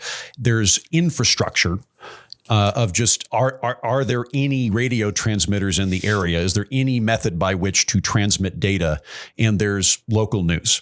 Now, on my end, I'm categorically in favor of not having public funding for NPR, PBS content. I think that they should operate privately. I'm a little bit less clarion about local news, but I still have the same suspicions. I'm open to there are emergency services that the government ought to provide. I don't think that necessarily means they also have to fund puppet shows, but in terms of emergency services, that strikes me as a legitimate public service. And in terms of the infrastructure, I think that a lot of that stuff could be done at the state level. And I'll give you an example here. Murkowski, who's been one of the biggest opponents of the rescission. Justin, what's the word? Rescissions. Murkowski was one of the biggest opponents of the rescissions, understandably, because Murkowski is in the largest state that has the largest amount of thinly populated rural districts. I would be very surprised if any state in the union has a better case to be made for we need public funding for radio transmitters than Alaska. When you look at Murkowski's critique of the bill, she went, we've got these publicly funded radio stations that provide these vital services throughout rural Alaska, and they receive $12 million in federal funding. I look at that and I go, okay, 2 things. One, if that's really what we're talking about here, these like this infrastructure that cannot be provided by the private sector, which I'm open to, I think that the government has a role to do for things which cannot or should not be provided by individuals, corporations, or charities, or market failures. $12 million is not that big of a thing. I think we could separate it. But alternately, Alaska's got oil money. I think Alaska could fit the bill for that. If that's truly an infrastructure issue of $12 million, Alaska could handle that rather than having it come out of the federal budget. Yeah, I'm not against that. I think this is because I'm reading the big, beautiful bill that I just feel like I need to point out that a lot of the Republican ideas are like, yeah, here's an important thing, but we can shift that over to the states. And so the state budgets, like I'm thinking specifically about healthcare. The state budgets are about to get hit very hard. And I think one of the reasons that the CBO is saying that a lot of people are going to lose their healthcare is because when the states don't have the money, like a lot of states do have balanced budget requirements in a way that the federal government does not. And so if they don't have the money, they just don't have the services. And so when you're saying have the state pay for it, a lot of times you're saying this might not be able to exist.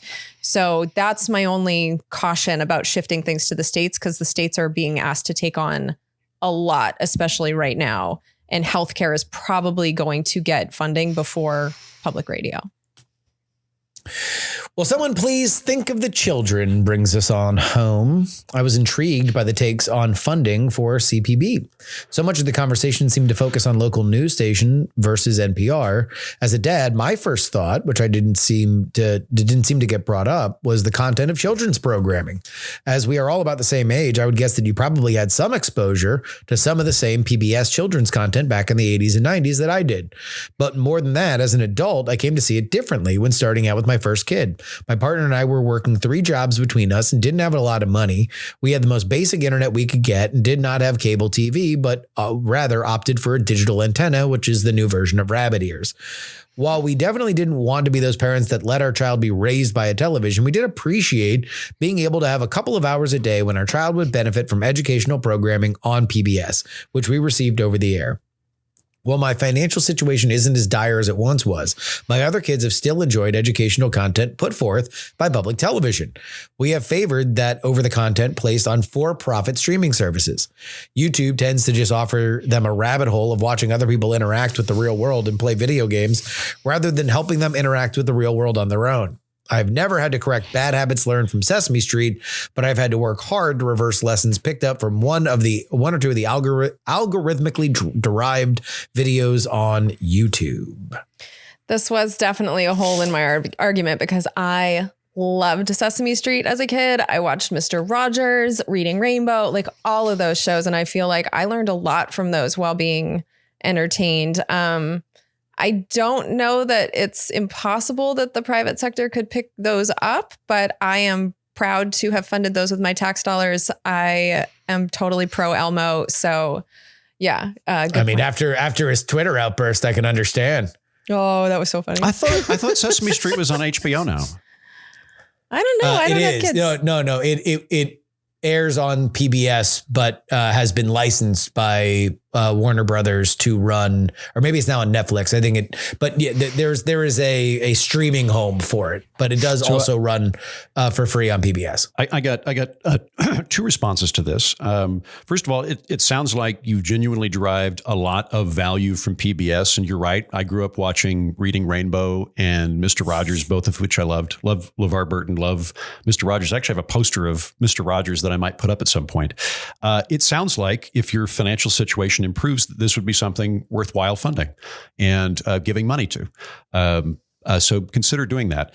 And I think it's emblematic of the real overall grudge match that's happening on this particular issue nationally. When I hear the fights that are going on, I think what's really happening, and you've rung the bell here, listener, in terms of the real fight going on, is there's a clash of worldviews. There's a clash of ideologies of how we fund things and what we fund things.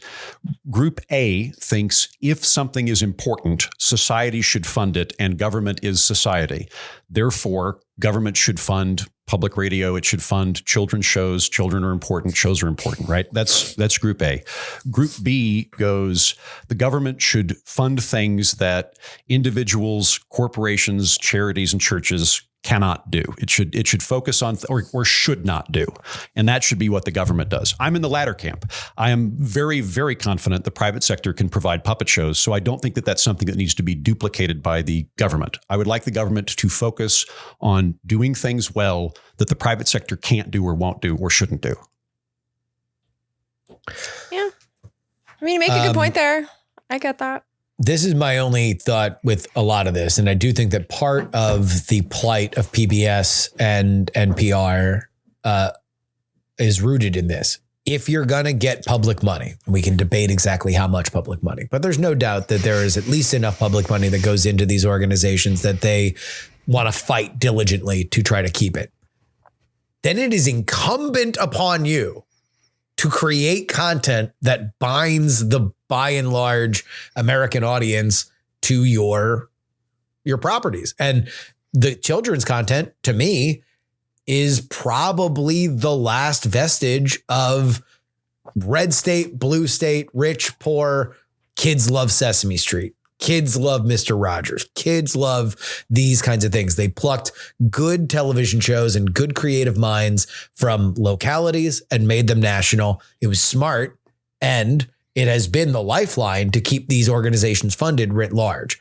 Where PBS and NPR, I think, have probably drifted is that they started doing largely news content that went from just simply being moderately elitist and biased to extraordinarily elitist and biased. And to gay it all day. people. You know, one of my favorite podcasts, Blocked and Reported, had Katie Herzog had a thing where she would tune into NPR. She's like a hardcore NPR person, right? Like we came up in public media, and she's like, she would turn on NPR, and it was like a rodeo. How many seconds until there was an identitarian slant on any story that they were talking about, and she would make it 30 seconds. It's not like I'll tune into NPR. I'm not an avid NPR listener. I was when I grew up in Oklahoma because I drove a lot more, and NPR was what I tended to listen to. I'll tune in occasionally when I'm just like laying in bed, and there's I would listen to Austin NPR. They just had this like recurring segment of like, we used to be racist, and it's just this lady comes up and just reads like some horrible racial episode in Texas history, and it's like it feels like church. Like it's like yes, this is the holy thing that we say for our religion. Authorities derived from victimhood, and there's this very specific the liturgy of the lynchings that happen. And I think they've got it. I also like. I don't watch a lot of PBS, but I can't fathom that they would produce the kind of content now that they did like in the 70s or 80s. Like I've never been a William F. Buckley fan. I'm not one of those guys, but William F. Buckley was a conservative commentator at National Review who had a show on PBS where he would debate Gore Vidal. I don't see that happening today, where they bring on like the head of National Review to do it. I think this is going to be better for both of them. Like I said earlier, I think that there's a good argument that a lot of people that watch PBS and watch NPR, statistically, people that listen to NPR are more affluent than the overall population of the country, that a lot of them are like, it's publicly funded. I don't need to worry about this. This is where my tax dollars go. And when they realize, it was always a minority of the overall funding, we have to do this or nobody will. I think there's a very good chance they'll step up and they'll be fine. AI companions was our second topic. AI is bad, MK writes. It's great while it lasts. AI industry is deeply cost prohibitive. Tens of billions invested with hundreds of millions of revenue. Would anyone continue to pay for their AI if the end user price shot up to 100 times? I doubt it. And the cost per inference and prompt are going up, not down. So it will take an infinitely larger amount of investment to get a modicum of lesser losses. But it's okay. It's also sapping the power grid, increasing power generation prices, and using up a shrinking supply of water that previously was used for agriculture and human consumption. So it's not like there's any other downsides to having an awkward first draft to everything. Why is it using water? Data centers use cool water. down. Although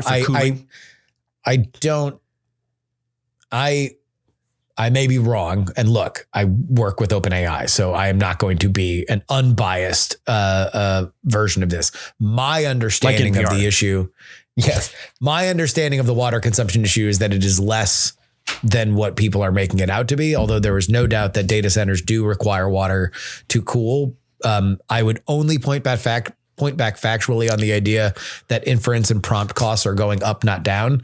That would be the case on frontier models. If you are making a new model, obviously things are scaling up. And so it's taking more and more compute to train them.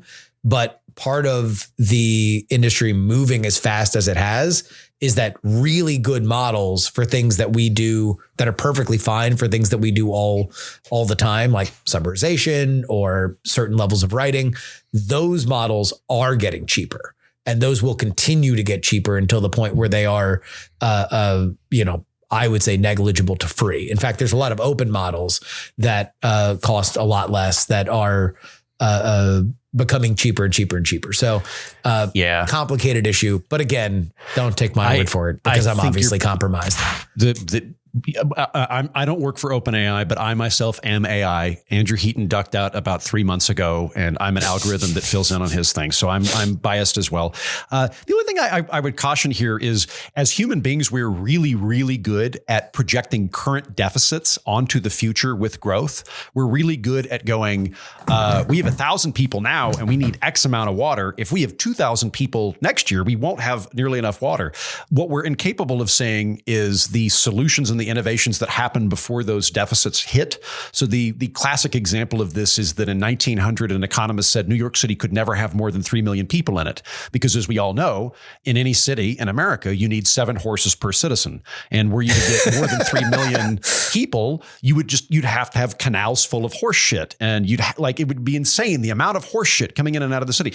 The guy was right. All things being equal, if no technology changed, yes, that would have been correct. But that guy couldn't foresee that there was going to be subways and public transit that Jen would love, in addition to automobiles and other things. So I think that the likelihood that it's going to become more expensive is probably unlikely. I do think what's likely to occur is I would be very surprised if we don't adopt nuclear power as this becomes bigger and bigger, in that a lot of the old sources that were really opposed to nuclear power are laying down their arms, like I think Greenpeace and the Sierra Club, one of the two, maybe both, that were like very opposed to nuclear power in the 60s have gone, yeah, actually we probably need nuclear power as part of combating climate change. And you're seeing places like companies like Microsoft buy up assets necessary to have nuclear power for the reasons that you bring up, that there is going to be this huge energy draw. So if you hate nuclear power, yes, this is likely going to result in that. But I don't know. I have a rosier view of this moving forward. I'm not worried about it getting expensive. I don't know about the water thing. And as the person who's, I think, the most suspicious of AI, I'm not all that swayed by the energy argument here, even though I know it does take a lot of energy. Because I remember back when computers used to take up the entire room, and now we have them in our pockets. Yeah. So I do think that that's something that'll get better over time. And when it comes to energy, I don't think we're in a position where we can't get all the energy for what we need. It's a political will thing. So it's like, require all these data centers to put solar panels on top and around their data centers. That's a lot of power they can generate for themselves. But we have an administration that doesn't believe in solar or wind. We can do clean power now. We have the tech. The problem is, are we going to install it? Are we going to update our grid to make all of this stuff work together? It's a political problem with energy. I don't think AI is the problem with energy. We have a lot of things we want to do with energy.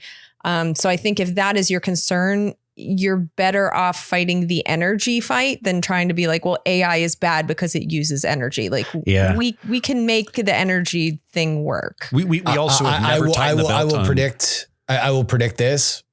I think that AI is going to become a defining villain for the environmentalist left over the next 5 years. Interesting. And I'm not going to participate in it. I think it is going to be I think it's already a huge or a rising issue on the progressive left. But I think specifically with the environmentalist left, you are going to see how come it's going to take center stage. Because of the energy, or they're just looking for a new villain, or what? Yes. I mean, it does consume a lot of energy, but I think it's going to be a misplaced, like, your issue is with burning fossil fuels. It's not with AI. So I think that if they do decide to go in this direction and attack AI instead of the actual problem, which is our energy grid being dependent on the energy of the past, which is making the climate change really fast, like, that's the issue. And so if they decide to divert to AI as the issue, I think it's going to be bad for the cause overall, because that's my issue. My issue is I want the climate to stop changing this fast. I mean, we have 300 people-ish probably dead in Texas because a storm sat there and dumped 12 inches. Like, this is crazy stuff. Like, that is the issue. But having blaming things that take a lot of energy is taking your eye off the ball. And so that's why, I think Justin is correct that this is a place that they're going, because I think you're seeing it in this email, but you're seeing it elsewhere too, where it's like, these data centers, it's like, the data centers aren't the issue. The dirty energy is the issue. If it was all solar and wind, we don't really have a problem with them using energy, do we? It's the fact that it's using dirty energy and using water resources. Like, that's the issue. Clean up that energy. We're all good. The Trenchcoat Mafia weren't losers, right? The Columbine killers were not perpetrated by losers who weren't liked, quote unquote. That is a narrative perpetrated by the local police who failed to deal with Dylan and Eric before they perpetrated their crimes. They had friends and a social life. This is all covered in great detail and research in David Cullen's book, Columbine. They walked into a high school and killed a bunch of people. They are the definition of fucking losers. So I don't care if they have friends. Loners. Like that was the idea that they were ostracized from society. And that is partly what radicalized them, I think, is what this emailer is pushing back against. Well, I still think the losers who weren't liked. I don't care what David Cullen has to say about it. Fuck Dylan and Eric. I don't think. All right. I don't think it was a pro This Dylan book was not a pro Columbine shooting book. This was about just digging into who these people were, and the idea that it was the radicalized loser nerd white kid. I think is the stereotype being pushed against. I'm right here. I mean, Exactly. is this because I said that they're largely just Heathens? Yeah. I still think though, And I suppress don't those know. urges. I don't know the point of writing in to say that Dylan and Eric had friends. Like, I don't care. I still think that AI could help people who are loners have a digital friend and feel more connected to something and perhaps not take their anger out on society. So if you didn't like that example, fine. Pick any of the other mass shooters who are loner losers. Like, I'm glad you read a book about Columbine. It doesn't really change my point. To that point, porn is good. Brings us on home. Finally, something for me to write in to the WNR pod. You're welcome. He asked. I hate the WNR thing so much.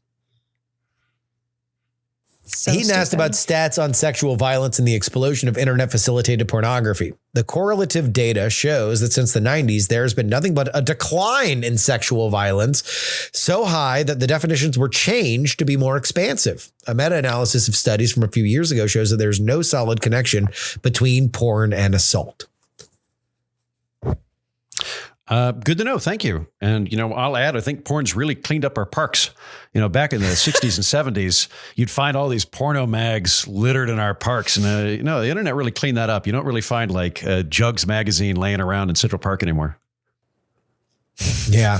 I'm going to take the con on that. I think it's bad. There used to be plentiful, now we have little libraries, but back then we had little porno libraries, jugs, gently used jugs, just for the taking, free. with sticky pages. Yeah. Hey, look, Also, that's the price of retread. Just of this. Did these get rid of porno theaters? Like, remember, like Paul Rubin and I think Fred Willard got arrested like at a porno theater. You are mixing up. Was it or was it George Michael that was jerking off on one of those? Was it George Michael? Not I don't think it was Pee-wee. Hold on. Let's get our public indecency scandal straight. George Michael was busted in a public bathroom. Paul Rubens was busted in a porno theater, I believe in Sarasota, Florida. Although the questions around that, which are frustratingly not addressed in the new documentary that just came out about Paul Rubens, is that was a gay cruising thing that like the cops busted it. So it wasn't just him saying like, a porno movie, let me stroke one out. It was like, that was a place where dudes met each other. And so that's how the cops knew to bust it. The Fred Willard thing, I think you just slandered Fred Willard for no reason.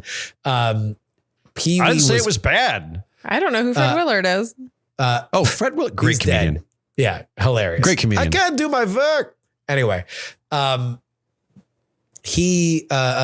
Rubens was busted with the principal from Ferris Bueller's Day Off. I forget his name. Oh, nice. But that eventually led to Paul Rubens being busted for child pornography, which he defended was vintage erotica that they do show in the new Pee-wee documentary. And I do think he was definitely railroaded for that. So Pee-wee was a freak.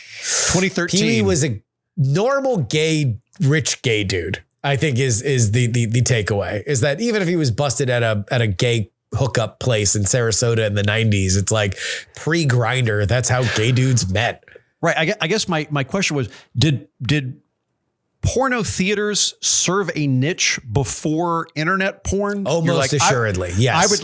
I would like to see a naked woman moving. I don't want it to be in a magazine. I want her to move. I don't have a flip book, and I don't want to have to give my credit card info to a VHS provider. So like that's so you would go to a stall and you would crank it while a porno movie playing. Yeah, I'm glad that were there like TVs in this? Like, what is this? Yeah. That way you'd be able to get more dudes cranking it. Because if you just put them in a big room, like then it's awkward. I thought it was like they're all in a big room, just like jerking off and squirting on the back of the seats in front of them. Like I didn't know it's a that peep they show. weren't. I've never been to any of these things. I didn't know that they had privacy. The lady doth protest too much. Justin, I did not slander Fred Willard. Headline: Fred Willard lewdness charge. Actor avoids trial after completing diversion program. 2013, actor Fred Willard has managed to avoid a lewd conduct trial following a summer arrest at a California adult theater because he has completed a diversion program. In July, Willard was arrested at the Tiki Theater, an adult movie theater in Hollywood, for lewd conduct. Police allegedly caught the 73-year-old actor with his penis exposed and in his hand. However, Willard's lawyers claim his client didn't violate any laws while inside the theater. So my question, Fred, first of all, well done. 73. I'm actually impressed. Truly, I am impressed. But also, why not porn? Or just get an escort? Come on. He's an old school dude. He's an old school dude. You're going to teach an old dog new tricks. He's probably one of those old dudes that just doesn't know the internet super well. And you're like, oh man, you need to go. Fred Willard on how to use Xtube on his fucking tablet. Come on. I would be honored. I wish I'd had that opportunity. Can you imagine how big the font is? It's just fucking massive. The size of the screen itself. He'd get in here. I'm trying to put in this thing on my iPad. That would be just amazing. Fred Willard, the young lady got stuck in the dryer. Oh my God. It's not technically his sister. It's a stepsister. So it's kind of like incest, but not really though. God, now all I want to do is just see a Christopher Guest style movie that only takes place in the pornography industry. That would be pretty good. Amazing. Yeah, I need some documentary about these theaters to show me the infrastructure inside of them, because I've been picturing them all wrong for all these years. Yeah. I thought it was just a normal theater. You thought it was just a big, 100-seater theater where... Yeah, and I figured that people were sitting in different sections, trying not to sit right next to each other. Section, and there's the nosebleed section. I'm paying extra to sit in the VIP section when I jerk off. No, I just figured that people were going into big dark rooms. If there's an opera box, then they better sell tarps to raise over your head at certain points of the film. When you say stalls, is it just lines of people watching their own movies, or is there a movie time and they're all watching the same thing? How is it a theater if you're all separate? I will say that I have not been a patron of these. As I understand the business model, you walk into a front and either you pay money to enter, right? Or it's a pay per time that you are in the theater. So often it was a coin operated thing back in the day. You then selected from, this is again, archaic technology. So imagine 3 buttons and it's this kind of porn, this kind of porn, this kind of porn. You'd hit the button, it starts playing, you get your equipment out and start polishing. And then at some point you got done, you immediately felt disgusted with yourself and you got the fuck out of there as fast as possible. And the cops were raiding these places as if this wasn't the entire purpose of their existence. I think that either it's a combination of, why do cops wait at the bottom of hills to catch people for speeding? Because it's a lot easier to speed down a hill than it is to speed down a straightaway. So that somebody's probably doing something that's technically illegal. There's probably a sign out front saying, don't jerk off in our booths, when the entire premise of their business is that you can safely jerk off in our booths. Or it's a place like that tends to also attract other elements, be it drugs or meetup spots for certain deviants. I want to see. So they are breaking that up. I want to see the heart-wrenching film of the old school porno theater owner competing with the internet, who's like, Marty, I just don't understand it. Kids today, they stay at home and they jerk off to their little boxes. What's going to happen to our theater? What's going to happen to the Tiki Hut? Oh my God, I can't. Do these places still exist? Apparently, as of 2013, Fred Willard was jerking off in one. You need to write your off-Broadway play about the death of the last porno theater owner. It's like Blockbuster, except it's that. I just know it's the community element of it. You need to be there and see other guys. First the Elks Lodge, now the Tug and Rub Hut. What The happens to Tony- the world we live in? The Tony Award for Best New Artist goes to Andrew Heaton, The Last Squirt. All right. We're Not Wrong is a production of Dog and Pony Show Audio. Our editor is Will Sattelberg. On PX3 this week, Michael Tracy is on the program. This Epstein thing, it won't die. We just, it's just goes on and on and on and on and on. And so we talked for a full hour. If you want me talking about Epstein, boy, there's a full hour. We're locked in on Epstein, me and Michael Tracy, including a question that we like to ask. Why is Steve Bannon not releasing the 16 hours of interviews that he did with Jeffrey Epstein back in 2017? What? That and I didn't know about that. Cass. Michael knows these like old facts. I like Michael. He'll be a good interview. He's a good dude. Yeah. Mary Ellen Class of Bloomberg is on to talk about this Texas redistricting stuff on Friday's episode. Jen.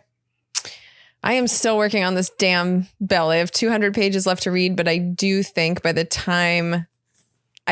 next congressional disc will be out before the next We're Not Wrong. So I'm breaking this one into two, but the first one should be done by the end of July. But man, this bill, it's brutal. So if you don't have it up by the end of July, I'm going to do an AI version of your One Big Beautiful Bill episode by cloning your voice. God. Nice. This is why I hate this tech. I know you can actually do that. Do it either way. I'd like to hear that. No, the first one will be out by the end of July. I'm confident about that. I think I can finish reading it by the end of this week, but it's one of those where every section does something. Yeah. So it's taking me a lot longer to read than some of the other big bills have taken. This was stuff that I was hearing from inside the Republican delegation that they were pissed that it was like, yeah, this is literally the entire, like this would have been the 2 years if they had won the midterm. If they win the midterms and keep it, this would have been 2 years worth of legislation that they were jamming into one thing to try to get over the line because their margins were so slim. Yeah, it's wild. There's a lot. Heaton, what's on the ORF? Former Congressman Scott Klug rejoins the orphanage for an episode entitled "How to Get Rich Serving in Congress." I wanted to talk to him. Oh, great. You know what? The weird thing is, though, we end up disagreeing a fair amount because, like Scott, previously when I've talked to Scott, I'm just like, "Are you me from the future?" Like because we have very, very similar bearings. So some of the stuff we go on and like these are very poor incentive structures that are designed right. There's other things that he gets into where I'm like, "Hey," and there's this thing, and he's like, "Nah, it's not a problem."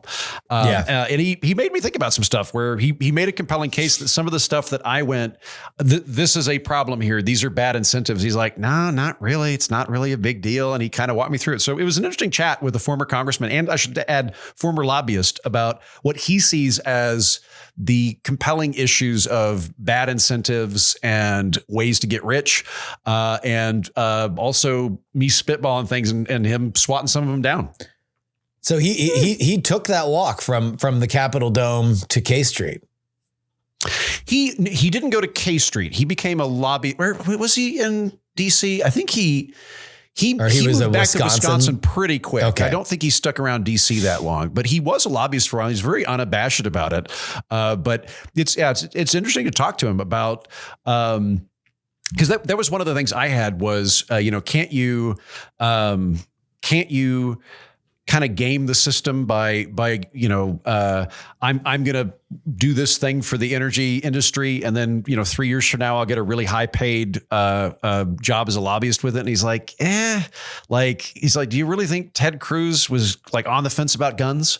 Like, do you like, it's hard to like narrowly target that stuff. So I don't know. It was interesting. Jen, feel free to listen to it and then like do pushback on it as a bonus episode. Cause I had a friend I'm curious. Who worked in Rhode Island politics on the Democratic side. And he had a couple successful campaigns that he was around to the point where he was like, people were talking to him about like, hey, do you want to run? And before he even like when they were like talking to him, he had like commitments from a few Democratic causes like Planned Parenthood and other stuff that were like, we will pay for, we will donate to your campaign if you run. because they knew he agreed with their causes. Like that's how it works. They recruit people that believe in their things. That was Scott's overall point was like, let's say theoretically that Jen and I are both running for Senate in our respective states. Like Chamber of Commerce, probably going to like me more than Jen. Before I even talk to the Chamber of Commerce is going to go, Heaton sure talks about markets a fuck ton. He seems like the kind of guy we want in there. Conversely, like teachers unions. Again, Jen and I are not talking to these organizations. Public teachers unions, who are they apt to support, Jen or me? Probably Jen. So like that was kind of Scott's position, was that by the time you're at that level that you're likely they're finding you. They want to buy into you. Yeah, it's easy to confuse correlation with causation with a lot of these things, and that there should be rules in place to stop people from taking bribes and things like that. But that a lot of the time the prerequisites of the person are pretty well established, and that you're getting supported based on those rather than the other way around. Now, where I do think that argument does fall apart is what happens when those organizations have mission creep. Are they bringing you along, and would you have gone along with them otherwise? Right. So it's like Chamber of Commerce. That is something that politically is, been on different sides of the issue where, they were anti-Trump for a while, right? Like, would you have had that opinion if not for a hole in your budget during your next reelect? If, you didn't have this role with it, or same with the teachers unions. Teachers unions have very much mission creeped, to be more explicitly political, that now have political agendas. Would you have totally agreed with everything that the leadership now believes otherwise? I don't know. Anyway, I'm very much looking forward to listening to that episode. Yeah, me too. Well, friends, that's the end of this episode of We're Not Wrong. Unless you're a patron. In that case, you get a whole nother bonus episode. So we'll see you on the other side if that's the case. Otherwise, friends, till next week, for Jen Briney and Andrew Heaton, I'm Justin Robert Young. And we're not wrong. Elmo is, for his anti-Semitic comments on Twitter.